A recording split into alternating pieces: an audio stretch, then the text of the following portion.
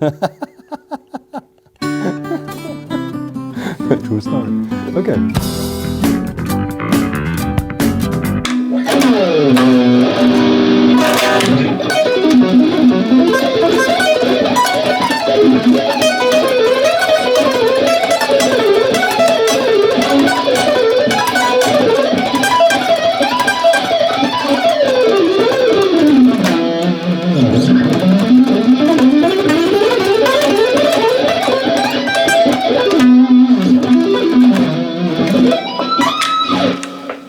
Yes, Guitar Champion, this weekend was the Ibanez Guitar Festival 2025 here in Germany, and I was there as an artist giving workshop about speed picking and practicing.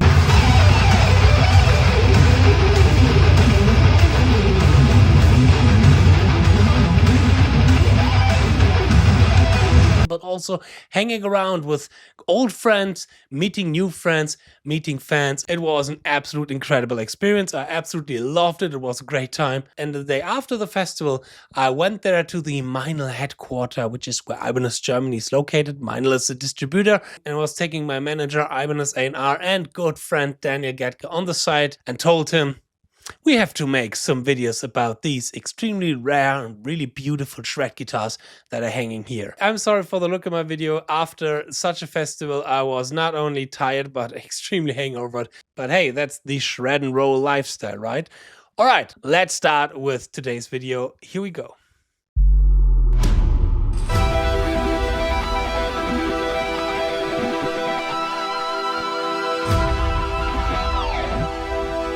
Hey Guitar Champion, I'm here in 𝙤𝙤𝙢𝙚 at the Ibanez Guitar Festival, and this is Dan, my good friend Dan from Ibanez Germany. And the folks from Ibanez Germany, they were so crazy, they opened Pandora's box, the archive, and they've released some of the rarest shred machines. And today we're going to take a look at a bunch of them, and now we will start with the legendary shred machine that, started it all, the Jam. Daniel, let's sprout us into that. The Jam, yes.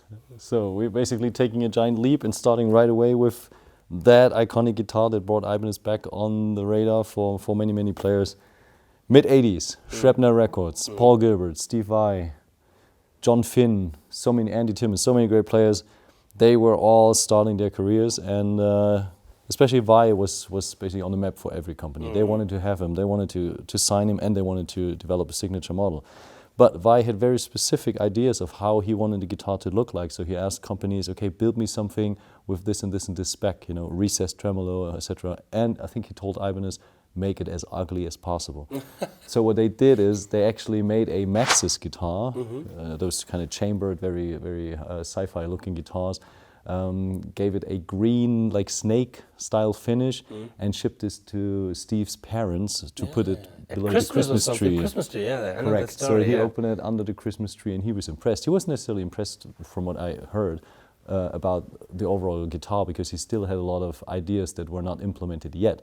But the core ingredients, like the trem and the playability with the thin neck and everything, that was already spot on. And he was like, okay, if they can do this, then this is probably a company that can support my dreams and that can give me the tools that I need and that I want for my playing style. And it all culminated in the release of the Jam 777 at Summer NAMM in Chicago in 1987. And this is one of the very rare and very few models in Loch Ness Green that they released. There were only 777 made. Wow. And Steve signed all of them, so they all had, you can still see it reads Vai on the back, and unfortunately it has disappeared over the course of time. But there was a limited edition of 3 colors. We've got the shocking pink, we've got the desert sun yellow, and of course the Loch Ness Green. And these were the OG shred machines, and basically they put Ibanez back on the map for modern guitar players back in the day. And everything you see nowadays has its root in this development. And most importantly, the RG, which you can see here, because this was the no-frills version of Vai's guitar. So they basically said, okay, if we have this is polarizing, and this is probably not everyone's taste, especially with the monkey grip and the lion's claw. So why not we come up with the same ingredients, like the edge tremolo, a super thin wizard neck, and put that on a guitar that is more suitable for the masses. That's also more affordable, because these were expensive back in the day. So they came out with the RG, and this from '87 on has been one of, not one has been the best sold guitar for Ibanez, and is nowadays, I would say, synonymous with the name Ibanez. If you think Ibanez, You think RG, correct. So now this is an extremely special looking guitar, and I remember seeing some old Ibanez catalogs in the World Wide Web. I was thinking, like, what the hell is this? Is that a left-hand guitar, or Looks is like it? it, yeah. And then, wow, I think like with the horn and the cutaway, I thought this is a really crazy good shred machine. Now the first time holding this shred machine in my hand, I realized, wow, that's all really great guitar. So tell us a little bit about this one here. Yeah, of course. That's called the 540 P2. And that was based, in '87, Ibanez released a couple models. Among them was the RG, the S, the Power, and the Radius, which later would transition into the 𝙤𝙤𝙢𝙢𝙤 signature model. And this was the Power 2. And that was basically, it's not necessarily just a power, it's like a blend of power and RG. So basically like an offset RG. You can see that, with the extended lower horn. And that was designed to kind of, step into new territory and kind of figure out what they could do in the shred market. And this model was super, super well accepted, especially in the metal realm. Guys like 𝙤𝙤𝙢𝙤𝙢, for instance, From Testament, from Testament, he would play guitars like that. And luckily, a couple of years ago, a collector wrote me and he was like, "Yeah, I've got that guitar hanging around and I don't play it really. Do you want to have it back for the archive?" So we got it back, luckily, and we even had the pickups remade by 𝙤𝙤𝙢𝙢. Oh, nice. Yeah, so this is almost in original condition, or is in original condition, and yeah, it was an interesting, again, a quirky take to what Ibanez was able to do. And up to this day, there are even Instagram groups that bring back the 540p or something. So it's got a loyal fan group. So yeah, maybe we'll see it in the future. Let's see. Now another really extremely good looking guitar from Ibanez with a really crazy painting on it. Yeah. What is this kind of an X machine here? Yeah, one of those 80s shredders that Ibanez was dealing with and was working with was Reb Beach. And Reb has the Voyager, which was a kind of signature guitar, which was a kind of RG shape with a cutaway here, which was unique. But one of the rarer birds was this model, and this is the WRB3, and that's called the Winger. Obviously because it's got that big wings. And he played in Winger. And he played exactly, and he played in Winger. So basically, it kind of is that kind of offset shape that nowadays reminds me. Now that we're talking a little bit of the Tremonti, he's also got an offset guitar from PRS.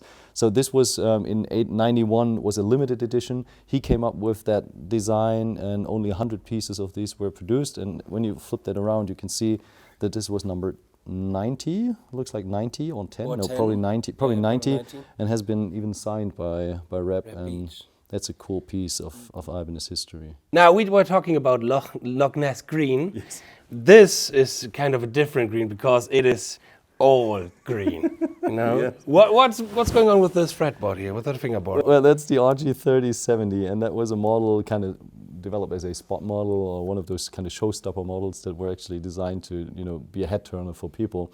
And what's so special about this one, I think they used some sort of like a foil that they put on the fretboard, and that is positioned through putting the frets into the fretboard. So it's not painted, because if you paint fretboards and you don't lacquer them, which can feel a little bit plasticky, they tend to lose that stain over the course of time. So they would actually implement that very thin film and then press those frets in. And yeah, it's a beautiful guitar that actually, especially in Germany, grow with some of the artists. And there is a guy from Pur, 𝙤𝙤𝙤𝙤𝙤, who filled arenas with 60, 80, 100,000 people, and this was his main guitar for many, many years. Oh, really? So a lot of people, Exactly our this parents. one here, or the This is his guitar. What you're holding is actually his guitar that he brought for the exhibition. It's a little bit dinged up, from those live shows, etc. Live on the road. Live on the road, but this guitar has seen stages, holy cow, and has a lot of mileage. And that is so 90s Ibanez. That's probably the quintessential 90s Ibanez guitar. And it's a great piece of history, because Rudi is a very dear friend and a long-time Ibanez artist in Germany. He was also here at the Guitar Festival yesterday. And it's a cool looking guitar. If you find one, try it out. These are cool. Some of us shredders really like a thin cutaway. That's kind of a different thin cutaway. Different approach. Different approach, yeah. What is going on here? Yeah, that's the KB4, RG KB4, and this is a super rare model. And the story of these guitars is not necessarily good archived, but the idea was that internally at Hoshino one was kind of questioning, okay, what shall we do with shows like Music Messe Frankfurt, with NAMM show, etc. And I think it was the president at Hoshino who said, okay, let's do something that is a head turner. Let's come up with something that we might not even mass produce at some point, but that people actually just want to see, and it grabs the attention. You know, all eyes on Ibanez. Same concept that we have with Guitar Summit nowadays. You know, we bring up those super nicely looking exclusive models, and back in the day they would do the same, and you can actually feel. You know, it's very tactile, and you feel that. You feel that it's not painted on. It feels good, And actually, there are a couple of variations of the KB model in black and gold and other colors, but these are super rare because they had only been produced for those trade shows, and then of course bought by the local distributors and maybe sold to some collectors. But most often companies or distributors just kept them as a showpiece, and luckily we did the same, so we can exhibit them occasionally at our shows. Ja, it's a cool piece. Du hältst die eine, ich die andere Seite. Ja. Wie so ein Baby-Alligator. Okay. No, I even don't know how to introduce this. I think this does not need any introduction. I mean, everybody is seeing this is a double neck Xyphos. Is that a custom build, or is that like from a certain artist, or was that mass produced? This was mass produced, but I think in, let me check, in very few quantities. This was actually displayed at Music Messe in 2010 as a showpiece, and it's called the XPT for Xyphos, and then 1400 and TW, so kind of like twin neck. And yeah, that's just a beast. I can rarely see someone play a whole gig with that. But as a showpiece model for maybe one or two songs, that's probably as transforming Led Zeppelin into 2010. I can understand when the second neck is like fretless or something else, or like bass or whatnot, but it's a 6-string and it's a 7-string. Yeah, so you could do the chugga here, and you or even maybe different tunings. Yeah, different tunings maybe. That could be quite interesting. So yeah, that's a piece. That was. I mean, pieces like this are usually made just to show it to the masses. Yeah, it's like a double neck. It's heavy. Yeah. So. Yeah, it's a showpiece, very few pieces produced, and it's always a head turner when we display that at our exhibition. That's a guitar for the next jazz gig, you know. So going from Germany to the States, this is the USA custom, right? Yes, in the early 90s, Hoshino and Ibanez USA, they decided that they wanted to offer custom guitars, that people could actually spec after their liking. And there were several iterations. It started with the American Master, which was a rather plain, like RG model, very, very high quality, of course, but not as fancy as this one. But then they kind of developed it further, and this is the UCGR, like the US Custom Graphics. So they had artists, like renowned artists, like Pamelina, for instance, or this one is done by Dan Lawrence. Hi, really short here from the editing room. While doing some research for this video, I also realized that Dan Lawrence was the artist who created this incredible, legendary design. Wow, what a legend. And they all came up with their designs, and they were applied on the guitar. Sometimes these guitars were even hand painted. It depends. And what's so special, they had more than 40 designs available, but you could customize the guitar. So if you went with HS configuration, for instance, you could go HSH, you could go shark fin, you could go dot inlays, you could go reverse headstock, regular headstock. So there was a lot of customization. The only bones you had to keep was basically the edge tremolo and the RG shape, but other than that, it was pretty open. And that even transitioned into a exotic wood series, which is called the exotic the UCEW, the exotic wood versions, and then they had those big ass tops on the guitars, and you could spec them as you liked, so in all kinds of variations. And there was a successful run, but eventually Hoshino gave that up and took production back to Japan. And nowadays these are rare birds because they have never really been sold in Europe.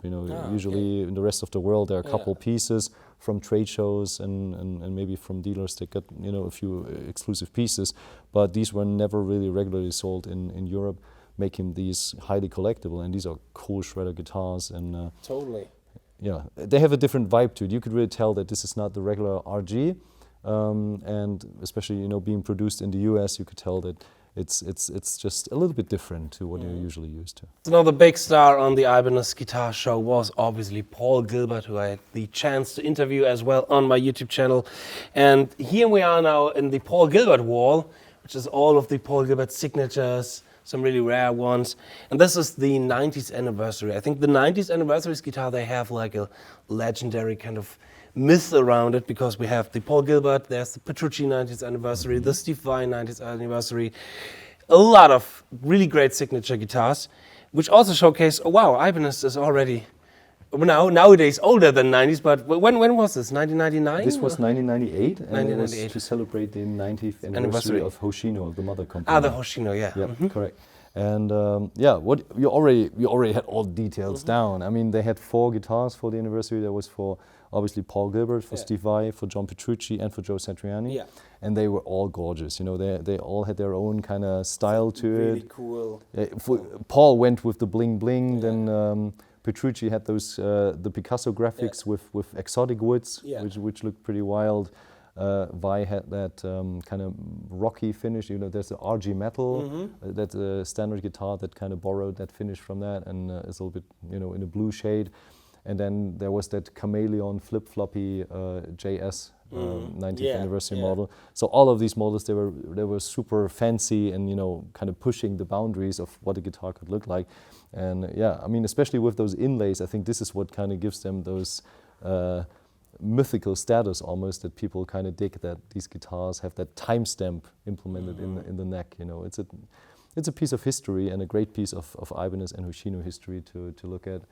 And it's super cool. And Paul always goes full, he goes, the painted F-holds and everything. He wanted, how much bling do you want? Yes. So a big thanks to you, Dan, You're for welcome. showing me some of your rare guitars, for organizing this really great festival. It was a pleasure being here, hanging around, Thanks to our team. working. It was one of the coolest festivals.